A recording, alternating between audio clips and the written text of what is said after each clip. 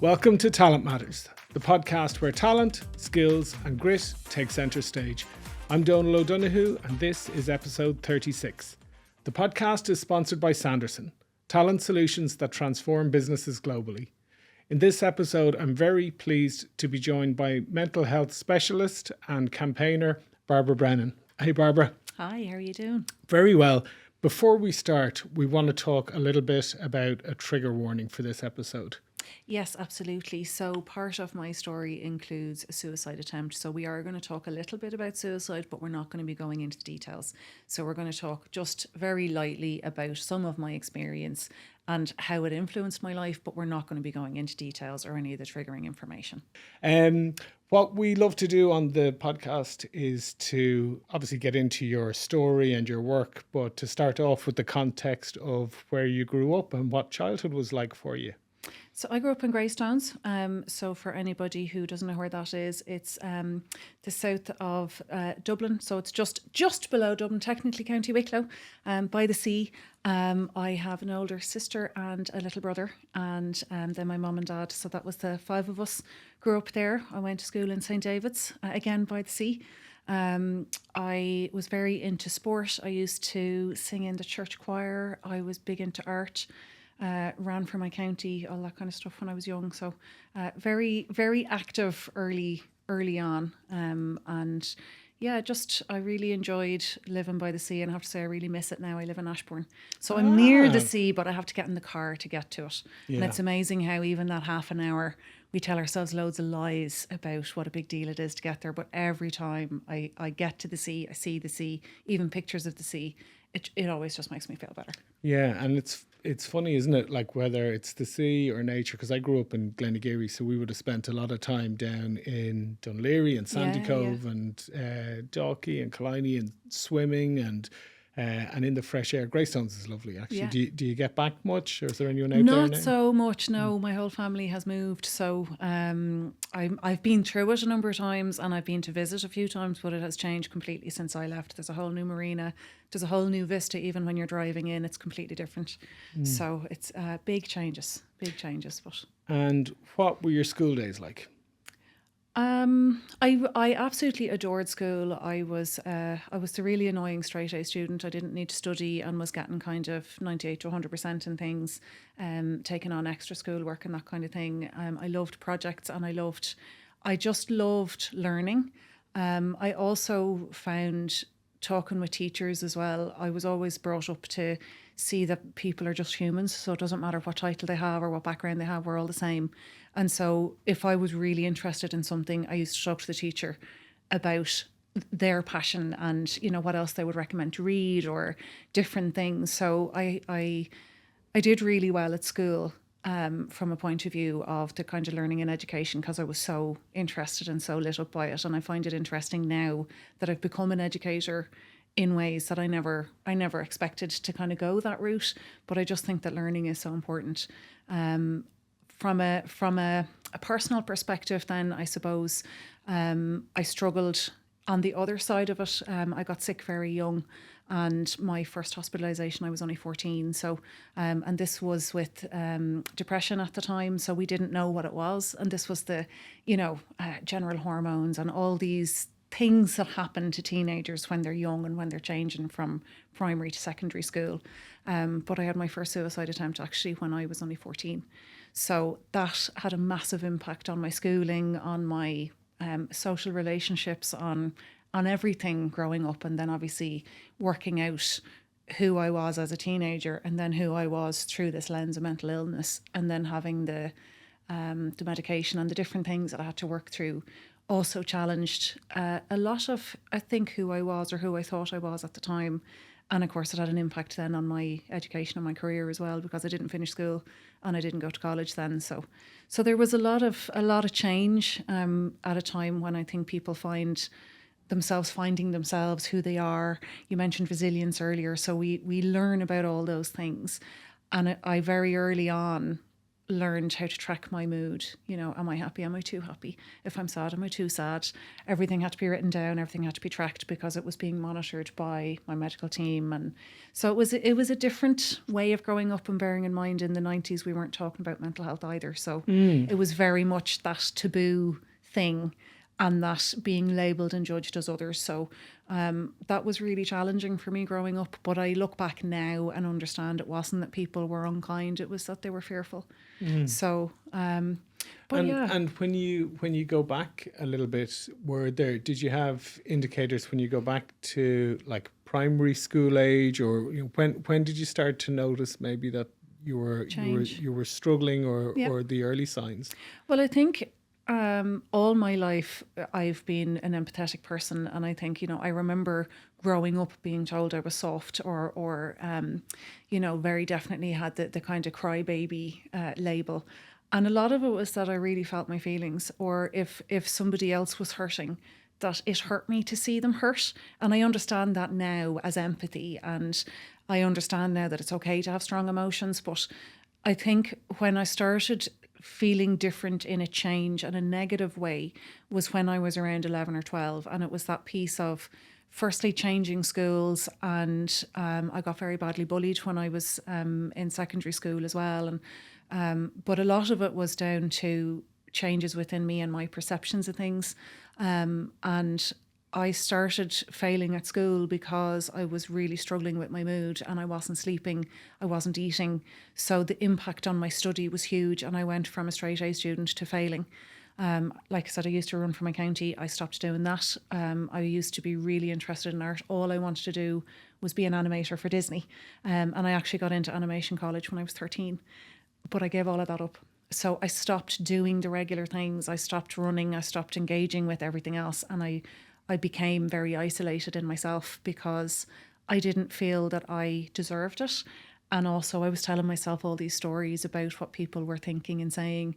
And then there was an element of people saying things because I was unwell. So some of the behaviours I would have displayed, people didn't know what was going on. And then there's the taboo of, you know, you don't talk about it. And certainly back in the 90s, there was very much of the labelling of, if I hang around with this person, I might get labelled as well.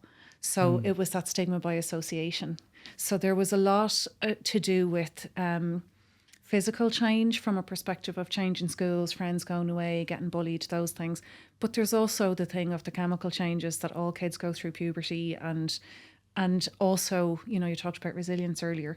That piece of how do children move through things when they don't have the coping tools and mechanisms, and we don't have the language to talk about things that are challenging for us. So for me, a lot of it was not understanding what was going on, and most importantly, feeling really shameful about it. And I think that's the piece about mental health difficulties, that people feel judgment and shame, and it's why they don't have conversations and why they don't get help. And what was the support structure around you like at the time, between the people close to you or teachers? I was very lucky. I was very lucky, to be fair. I think when we realised, and when I say we, I mean my family, my teachers, the people in my life and my network. You know, I did get help. So from a school perspective, the teachers were phenomenal. They gave me extra space. So say if my medication was very heavy and I was very sleepy, you know, I was allowed to go out to one of the rooms upstairs and sleep if I needed to, or if I was struggling with panic and anxiety, there was another teacher. There was always a room that it was a matter, there will be a teacher in this room if you need to just go and sit. Even the vice principal, actually, she used to say, look, my office is always open if you ever need to come and sit. They gave me extra support around catching up with study when I had missed things, or if I cognitively was struggling with something, they would help me understand or help me work out what I needed to do to get there. So they were brilliant. My family were absolutely phenomenal, bearing in mind they hadn't an absolute clue what was going on. And my medical team were great as well. You know, it was a very challenging time, and it was also at a time when nobody knew what this mental health thing was, and we certainly didn't know about mental illness. And the thing is, at the time, I also experienced psychosis, so that would have been even more challenging and frightening at the time. So it was just kind of working out what that looked like and what regular life looked like. And like that, then I had a few friends that were really amazing, that their thing was, well, you know, you might be a weirdo, but you're still you, you know, and having that kind of camaraderie and that piece of, look, I don't know what to say. So if you want to talk about it, we can. If you don't, we don't have to. That kind of approach was really helpful. So I've had a few really, really strong friendships throughout my life because... And you only need one or two, don't you? If they're good people like that. That's it, yeah. Even if they don't have anything to say, just being there and being with you is something. And I think it's that honesty to say, I don't know what to say. I'm afraid of saying the wrong thing. Do you want a cup of tea? And or you know, cup of tea solves a lot of woes, it really doesn't it? does. But the thing is to take the weight off ourselves of trying to say the right thing or trying to always ask the right questions or not being sure what to say. That sometimes actually throwing it out and saying, I'm actually afraid of saying the wrong thing to you. Or I'm afraid I'm going to upset you. Can you give me a steer? Or what is it you'd like to talk about? Instead of that awkward silence or trying to work out what can I say? What am I safe to say here? Actually asking the people. So I think I was very, very lucky that I had some amazing people in my life that helped me keep consistency. And then when things were really difficult, that they were there to hold the hope for me when I didn't feel like I had any myself. So I'm very blessed that I've always had that really strong base and a community of different people. So what were some of you mentioned you didn't finish secondary school. So what was the kind of path that life took?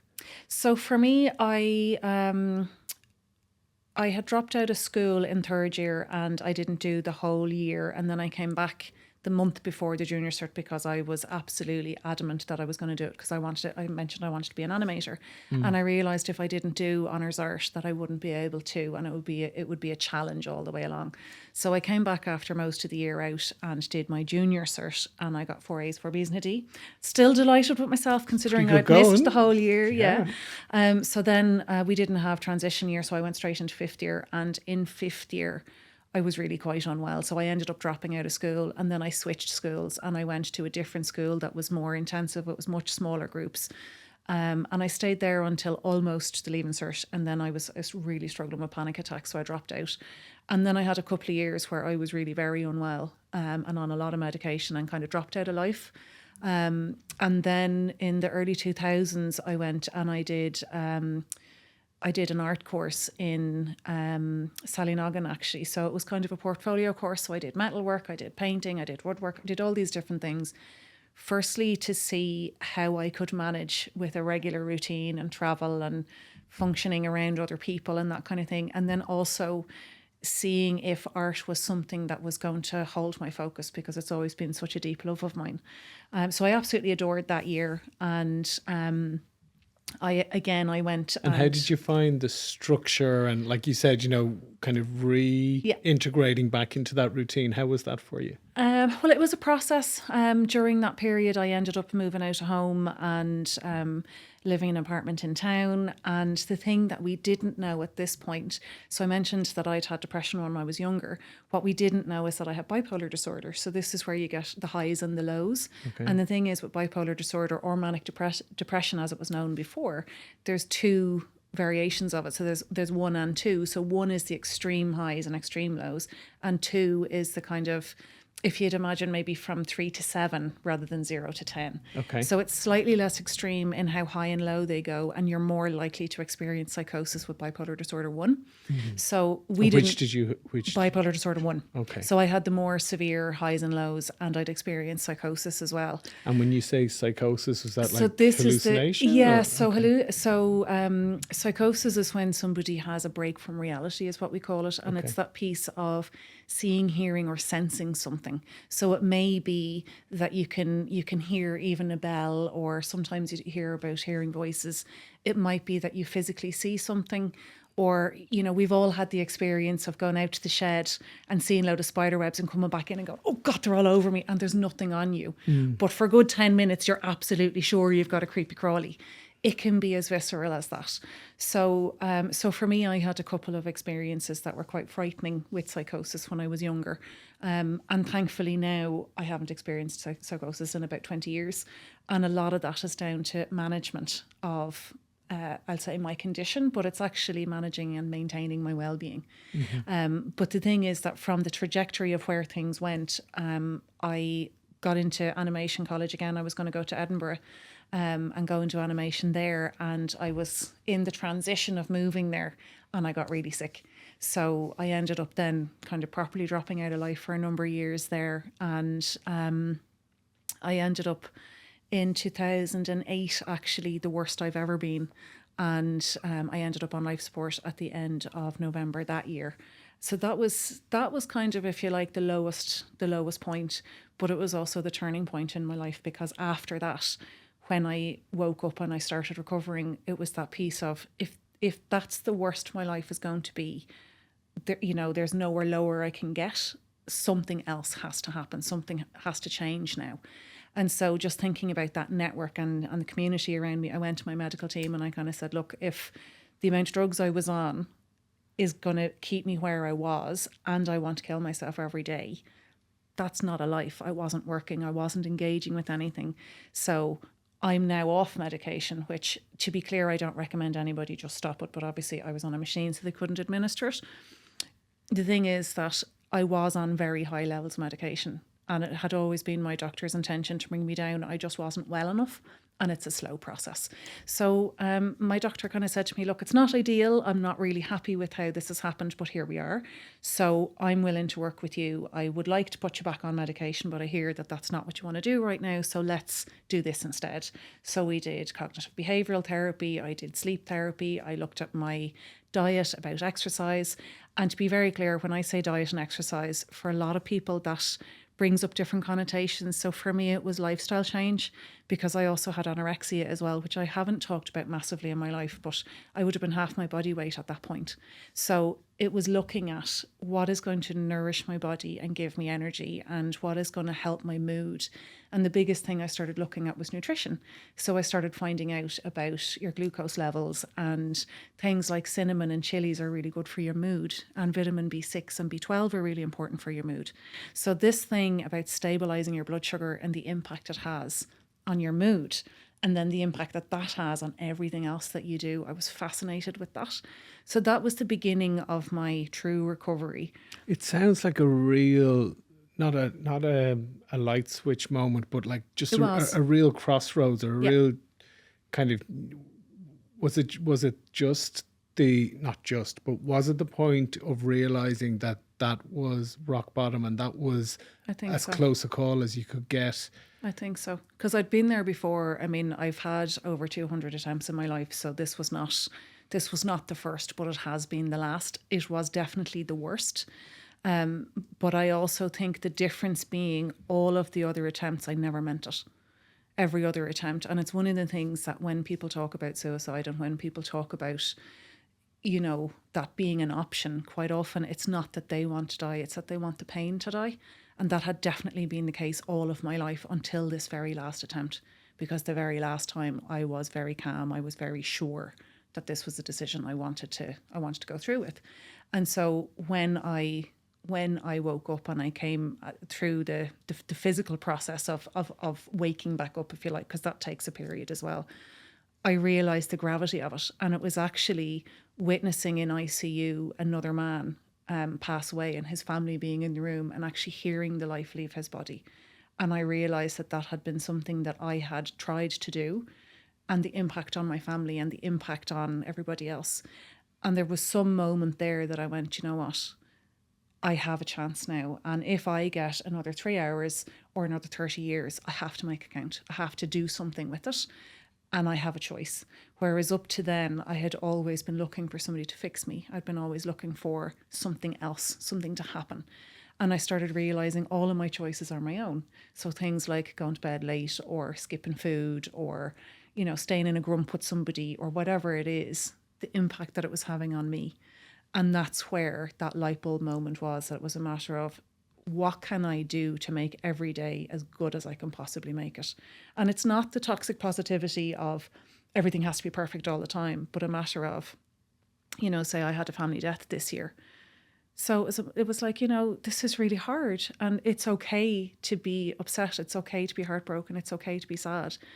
But when comes the time that you say, okay, I now need to start functioning as normally as possible while I am also sad. It's not that I'm trying to block it out, but I'm not going to allow it destroy my life, and I'm not going to sit still while life moves on past me because I'm so stuck in a feeling. I'm going to do something with the feeling alongside me. And I think that's the difference for me, that I've learned to accept all emotions, because we have this idea that, you know, being angry or being sad or disgust, that they're bad feelings, and they're not. They're just telling us something. I would prefer to feel a different way. And it's then understanding, well, what is it trying to tell me, and what action do I need to take? So for me, it was really understanding all of that. And it wasn't that I understood that very quickly, just to be very clear. You know, my initial stages, I had to learn how to walk again. I had to learn how to speak again. I had to put weight on. All of that practical stuff took me months. And my head was starting to work this stuff out in the background. So it was the practical things. And I've had a decade and a half since of practicing it. And I think that's the biggest thing, and particularly for your listeners to understand that well-being is a practice. We hear this, you know, practice yoga, practice meditation, practice mindfulness, because it's not ever going to be done, and we're never going to get it right. So it's a matter of practicing it to practice. And I think that's one of the things that's changed my life, that I've taken that pressure off. And that's helped me kind of carve the direction now of how do I help people share that information. So you mentioned the focus on nutrition and the rebuild of your body physically and nourishing yourself. What was the journey like with medication after that period of time where you... I didn't take it. And so, but I was very clear that I was working on a regular basis with my doctor. So, and this was my psychiatrist. So psychiatrist is the doctor that prescribes the medication and would help you manage your mood, whereas psychologist is the talking therapy and going through cognitive behavioural therapy, that side of things. So I did both. But I did them alongside all the physical stuff. So it was a matter of, I'm doing the CBT and I'm seeing the psychiatrist on a couple of times a week at the beginning. And it was a matter of, you know, we are really going to track this very, very closely. And if my mood starts dipping, or if I start feeling suicidal, that's it, straight back on medication. So that was an agreement that I made with my medical team. And it was a matter of, I am going to do the work. So I'm going to work out what nutrition looks like to keep me healthy. I'm going to look at all of the things I need to do. So things like making sure that I remove toxic people out of my life, that, you know, I used to drink, I used to smoke, so I removed those things out of my life. So making sure that I was as well as I physically could be, so that my mental health could also be well. And then looking at, what do I need to do? So I started doing a gratitude journal. And I find it really funny now that gratitude is such a baseline part of my life and of my day that I don't even consider it. It's just automatic. You were doing gratitude journals before it was cool to do gratitude journals. Well, can I tell you, in the 90s, being given a book on mindfulness and being asked to do a gratitude practice by my doctor, I thought he was a crackpot. And I also remember thinking, how do you get paid the amount of money you get paid if this is what you think is going to fix me? And it was that mindset shift that I started realizing, because in the beginning, I remember getting really angry because my life was really difficult and I had not had a good experience for a very long time. And sitting with gratitude from that place doesn't feel good. And I remember thinking, like, I don't have anything to be grateful for. And, you know, I have this that's wrong and this that's wrong. And I remember my mom sitting with me and saying, you know, when you were on very heavy medication, I had really, really bad shakes. And so if I was going to drink a cup of coffee, I could only put a quarter of it in the cup because I would spill it all over myself. So I used to have to bring extra clothes with me everywhere. And this day I hadn't spilt it. And she said, like, you didn't spill your coffee today. And I was going, I can't be grateful for that. That's stupid. And she was like, but it's a real thing. And I kind of went, all right, okay. And then she was saying, you know, and my niece, who's just gone 18 and is the absolute love of my life, she's fabulous. She was only 2. And she just lit up the whole room when she came in. And my mum again said, you know, Tekka came in and she gave you this lovely hug and she gave you a big smile and she was with you and only you. Nobody existed in that moment. And I was like, yeah, I'm grateful for that. But then I started realizing that I was making it too hard on myself, that every day it was exhausting to find these things. So I started saying, I woke up. I'm grateful for my breath. So as long as I am alive, that is always with me. So tick the box, I've got one. So it made it easier for me to start saying, actually, I'm grateful the sky is blue. You know, I'm grateful that I'm able to walk. I started picking things that were with me all of the time. And then I started finding that when I saw something, like I came in and I was saying to you, I love the pink. I'm grateful for the fact that they're pink because I love that. It gives me a bit of a buzz. But I started articulating it when I'm grateful for something. So, for example, at home, when my partner makes dinner or he does the dishes or whatever it is, every single time I will say thank you. I really appreciate you did that. And when we started going out, I remember him saying to me, like, you don't have to say thank you all the time. And I was like, actually, I think it's important that we do. And it's that piece of just reminding myself that I choose different things and that when things sometimes are difficult, like let's say, I'm running my own business now. So when I finish doing my taxes and my accounting and my Excel sheets that I really don't like doing, I will sit and I'll say, I'm really grateful to have finished that. I'm grateful for the services that I received, for all the money that's gone out of my account. It's reframing it. And it's those things, it's those practices that have made such a difference, I think. Just before we move on to the work that you're doing now, what was the, from that, I suppose, that reset moment and doing the CBT and, working with your team, how did you learn to, without medication, regulate your moods and accept the different highs and lows of life? I didn't in the beginning, and I think that's the thing. And I still don't sometimes, and I think that's the most honest answer, that we're human. So it's always going to feel and it's always going to be something. So I think it was just the acceptance of I can't hold it in a particular way. It's not going to be a particular shape all the time. And that allowance of I'm still learning, and also the thing of I know myself better than anybody else. So it's that piece of whether we have a physical health issue or a mental health issue, when we go to somebody else, it's like we're giving our expertise away. And yet we're the only one who spends 24/7, 365 days a year for every year you've ever lived with ourselves. And yet for the 10 minutes that we get with the doctor or whoever, it's like we're expecting them to know us better. So it's that reminder of sometimes when things are going wrong or things are not feeling good, to say, it's okay to feel this way, or you don't have to know. I find that one the most challenging because I always want to know why. But sometimes to just know, you know what, it's okay to just feel a bit meh for no reason, because we're human and we have these ebbs and flows, or life happens. So I think that compassion towards myself was the beginning of understanding I don't have to get it right all of the time, and that I can start again tomorrow. So it's that piece of, if something is really awful, I'll allow myself this afternoon. And if I want to go back to bed, then I will. But tomorrow I will push myself to say, right, okay, you need to act now and do something different, because otherwise that mood might set in and stay for a while, and we don't need that. So it's about becoming active in saying, if I'm getting into the car and this mood has been with me for a while, I'll start saying, right, okay, you're not driving anymore. You can come with me, but you're in the passenger seat now, and you can tell me where you want to go, but I'm going to go where I want to go. And if you want to get out at any point, you're welcome to, open the door at any of the stop signs, no problem.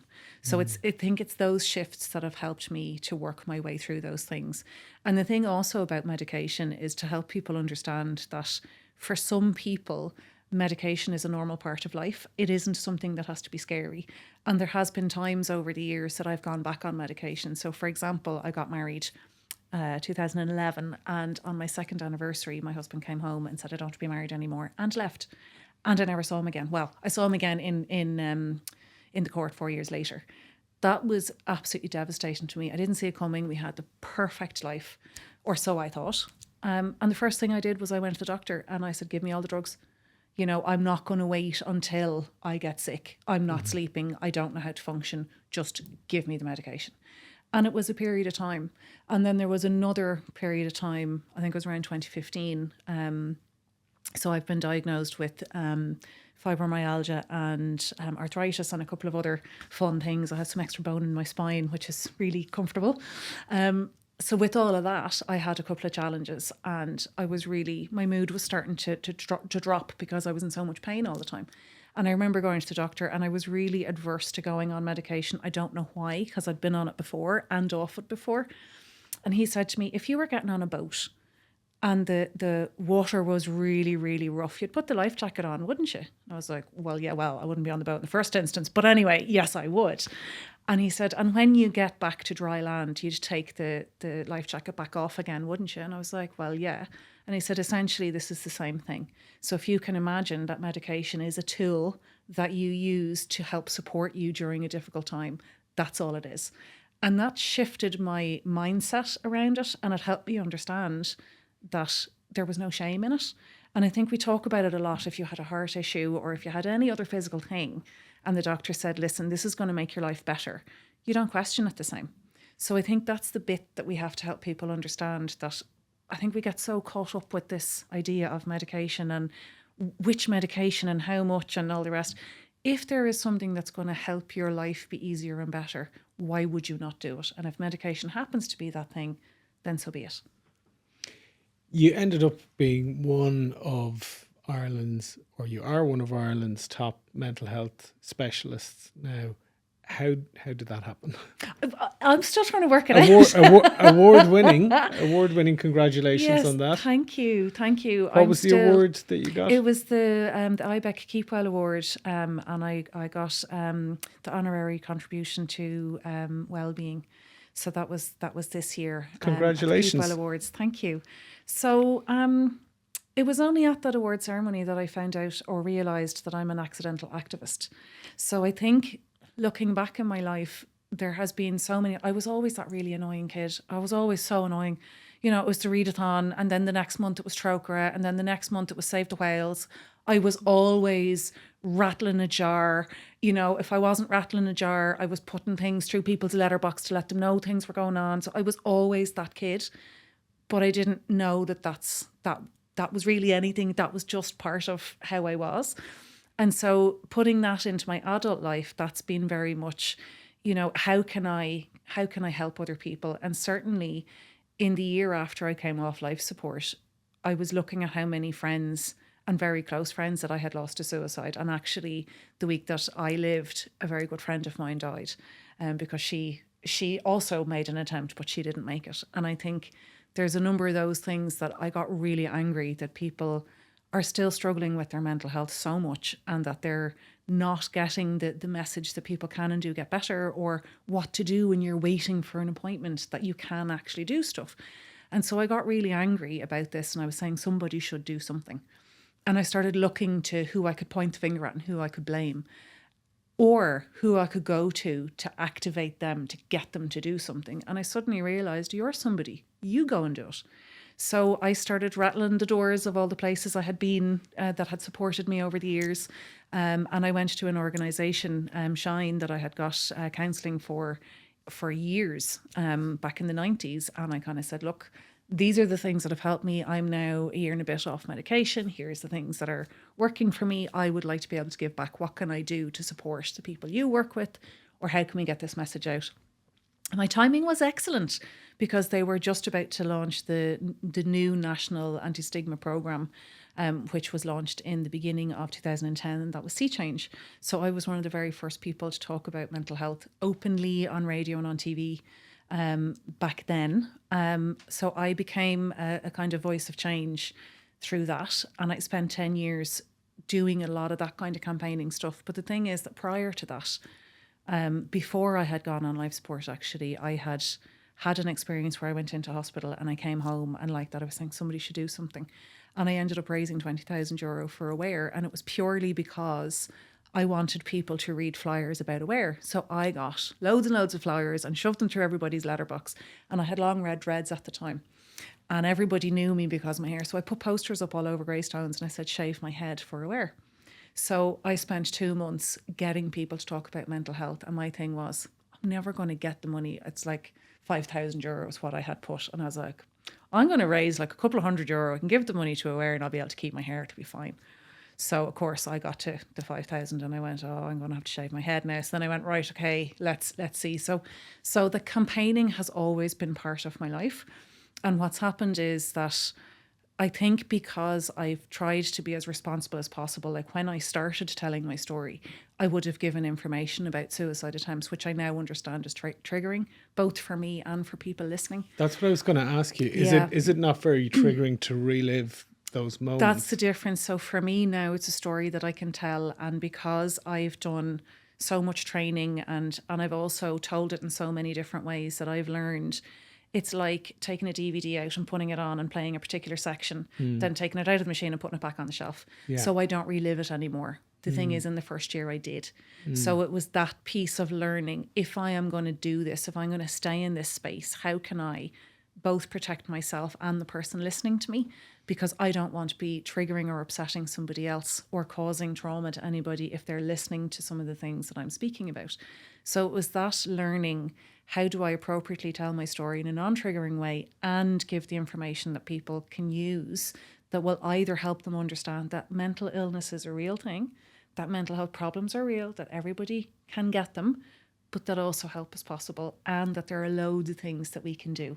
So it was starting to learn about those things and putting them together in such a way that made it accessible for people, that took the fear out of it, that normalised it. And so working with Sea Change as a volunteer, I started realising how much I loved helping people. And so as the years went on, then I opened my own mental health consultancy business, and I started looking at workplace mental health and pieces around employment law, disclosure, all of those kind of things. And I was facilitating workshops around the country around how do we break the stigma. So we were looking very much at stereotyping, prejudice and discrimination. So it's a funny thing to say that stigma is my baby, but, you know, I've spent the last 15 years really digging into it. And I talk a lot about shame and judgment and fear and how to undo it and helping people understand our unconscious bias and how that feeds into why we're so afraid of conversations about mental health and feeling othered and treated differently. And so now I do a lot of work around helping people understand those topics, but also I've done a lot of work with the Mental Health Commission, Mental Health Reform, and a lot of different mental health organisations to help bring the human piece through, that it's not just, you know, this organisation says we have to do X, Y, or Z, or this policy says this. It's a matter of actually, how do we humanise that? How do we help it land in a different way? And how can we all be on the same page? Because we're all human. Yeah. And what are you seeing in terms of what companies are doing? Because I know in Sanderson, in our company, we did a couple of things over the last few years. We have mental health first aiders in all offices. And one of the things that we tried to do to, I suppose, just remove stigma was that some of our directors and senior managers who have obviously been with the company for a long time shared some of their stories of some of the difficulties that they've gone through. And I think that was really powerful. So we kind of recorded mini videos that were shared where people that you probably wouldn't have expected to have dealt with certain challenges talked about the challenges that they dealt with, whether it was panic attacks, as you mentioned, or different things. But what are you seeing in terms of other businesses? Is there a mix where there's kind of some businesses that are just want to say that they're kind of for a token, that they've got a solution, or then there's some businesses that are doing good work? I do think it's changing. I mean, if I look back 10 years, there was a lot more box ticking then, a lot more. There are still organisations now that are ticking boxes, but I think they're starting to tick the box and realise we need to do more than this. And then there are organisations that are the absolute other end of the spectrum, that they're absolutely championing it. And that looks like embedding it in every single thing. So, you know, a lot of the time we see these ERGs and we see all of the, you know, the different groups where you've got, you know, the parent group, the neurodiversity group, the LGBT plus group, and they're all doing the different things, but that actually mental health is the thread that pulls them all together, because we all have mental health regardless of background, ethnicity, class, all of that stuff. No matter where we are in life, we have mental health, and we can identify that. Even if I don't have the same background as you, I don't have the same experience as you, I can understand if you're struggling with something, because I recognise struggle from times in my own life. And that's where the human piece comes in.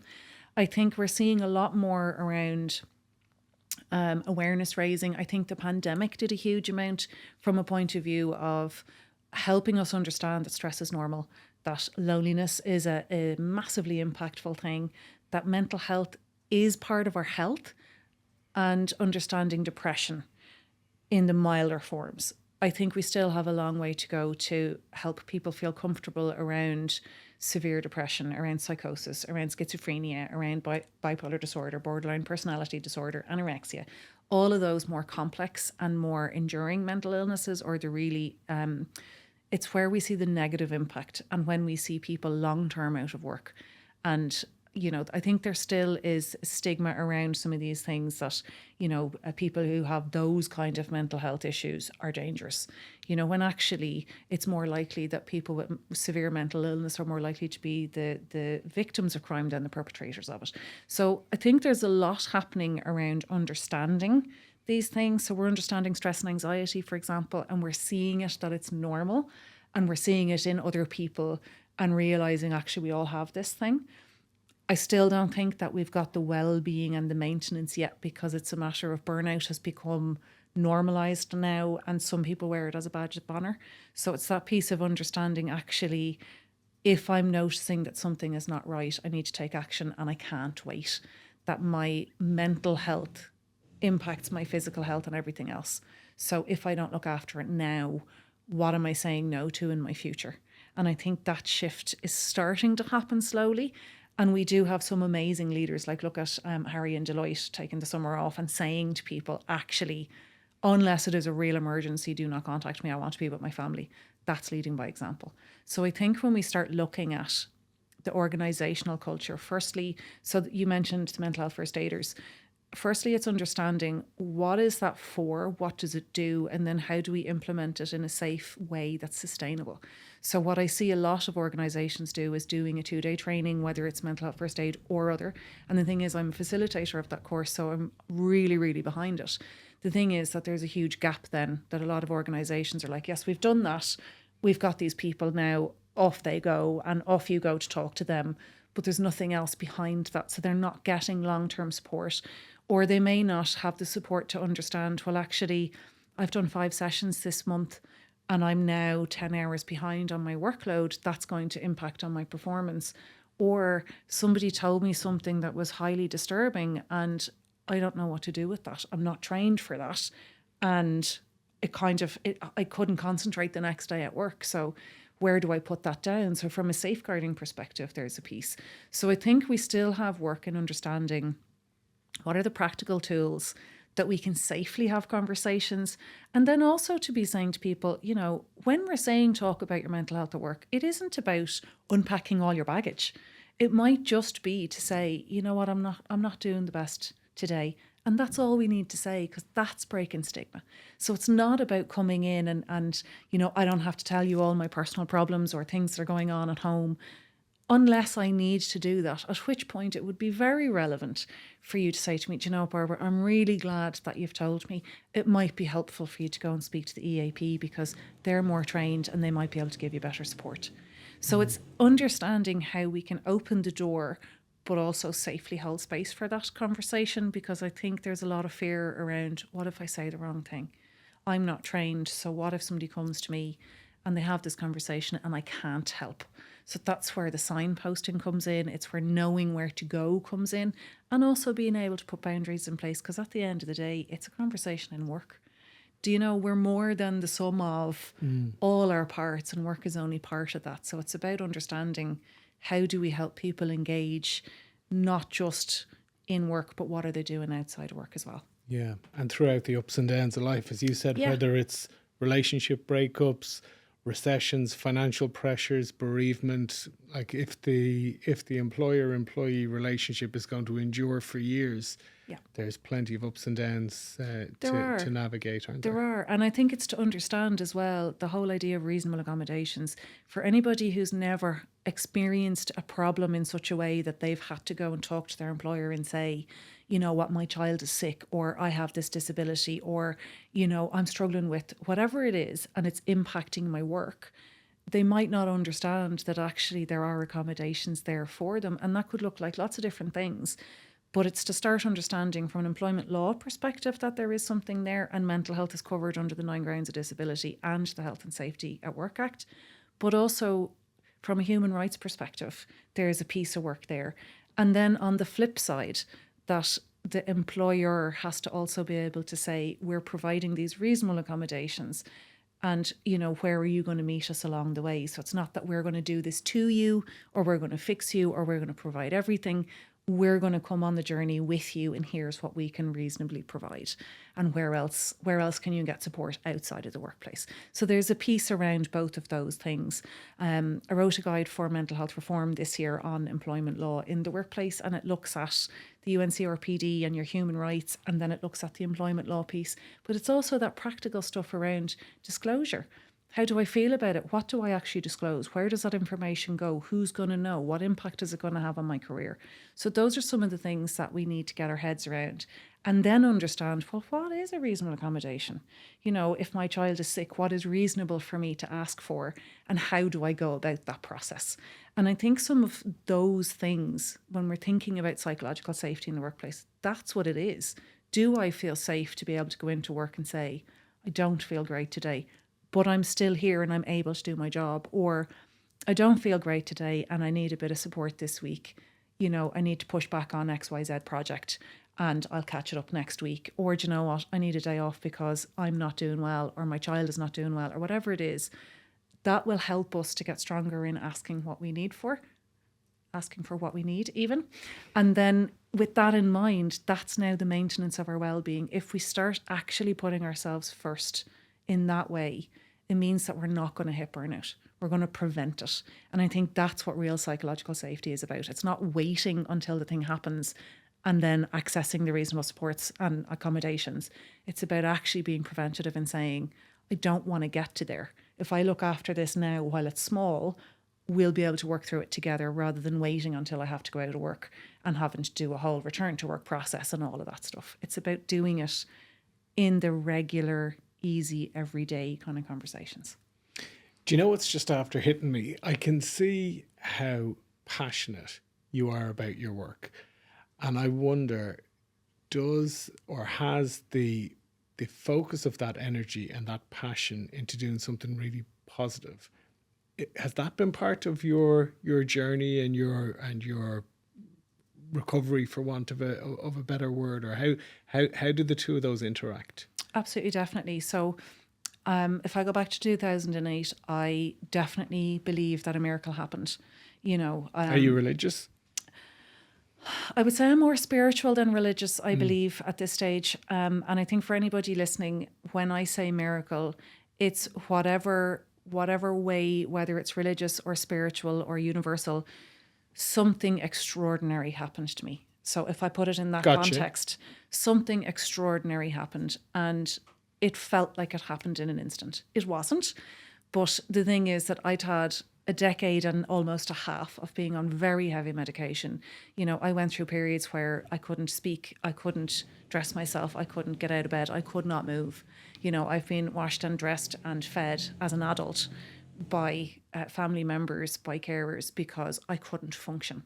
So to come from that to having this incredible life, you know, like last year I paid off my mortgage 20 years early. I now drive a 5 Series Beamer. My life is awesome. So to come from I'm there... about to ask you for a loan of a few dollars. But this is the thing, I never knew that I could get better. And I think that's the thing that we need to understand, that people can and do get better. So I found this passion came from, if I had known sooner, maybe I wouldn't have got so sick. And if I could help one person not go where I've been. And then I got greedy and it was like, well, if I go and there's a group of people, then maybe I'll be able to talk to the group. And then I was like, well, maybe the group facilitator, if I could do the trainers, I'll get to more people. And then I started going, well, who are the funders? Who are the CEOs? So who are all the, and that's kind of how my career progression has gone, that I've gone from smaller groups to bigger groups to working with the government and the Mental Health Commission and the National Office of Suicide Prevention, because these are big conversations that actually everybody needs to get involved in. And I think it's interesting that I do a lot of work around suicide prevention and mental illness and the more difficult side of things. And actually, I have the most phenomenal conversations, and I find it very uplifting. So I do find it interesting that sometimes people say to me, like, is it, do you not find that it's a bit depressing to work in that space? And I absolutely don't. But it's also because I get to work with phenomenal people and people who are energetic and want to create change. And I find that a lot of people, they're in that place where they want to come with me and they want to make change as well.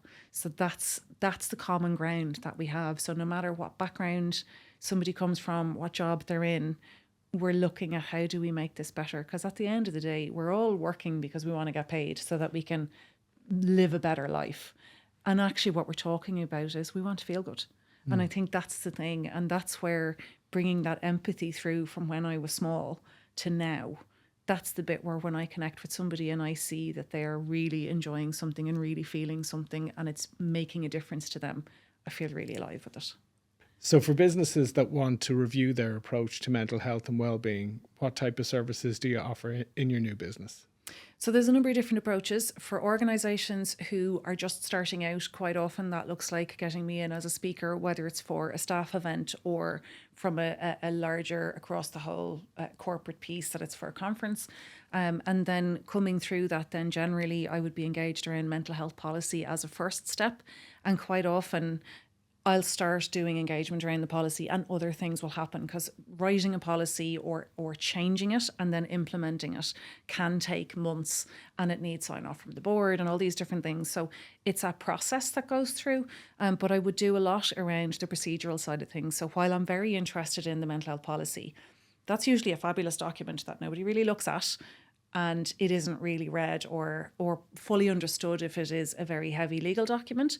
And so for me, it's about how do we translate that into regular English and maybe have a little A5 guide that as a manager I can pick up and go, okay, so Mary, I'm supporting you with your mental health. Here is the policy that we need to be aware of. Here's the form you need to fill in to get your reasonable accommodation. And by the way, finance needs to know about this so that they pay you while you're out on leave or whatever it is.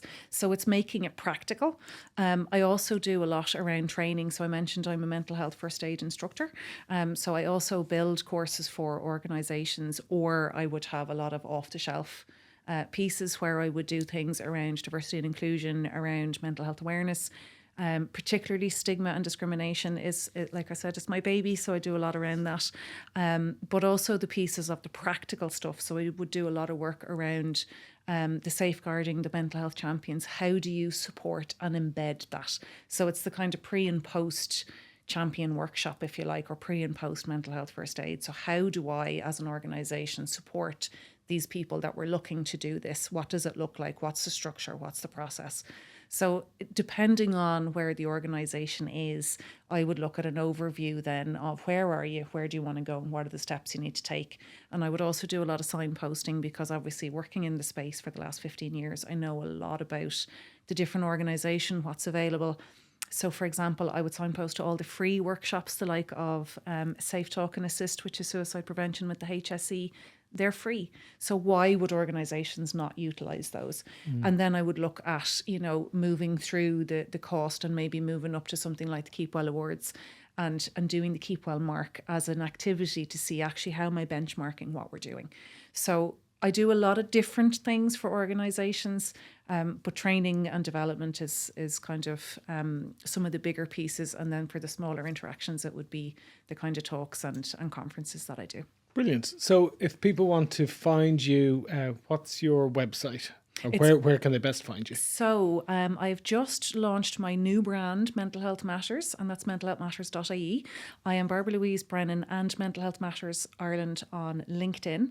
And actually, I've just launched, in time for World Mental Health Day, I've just launched my first LinkedIn course. And that's a HR framework for, HR and people leader framework for dismantling stigma. So that looks at an 8-step framework for people to actively engage in their workplaces. And that's available on LinkedIn. I'm also on Instagram, and I will be on a couple of other social media platforms later this year as well.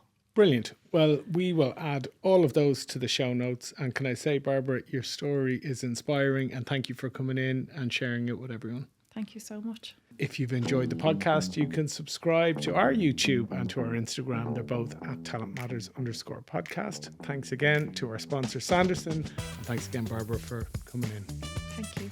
We'll see you next time.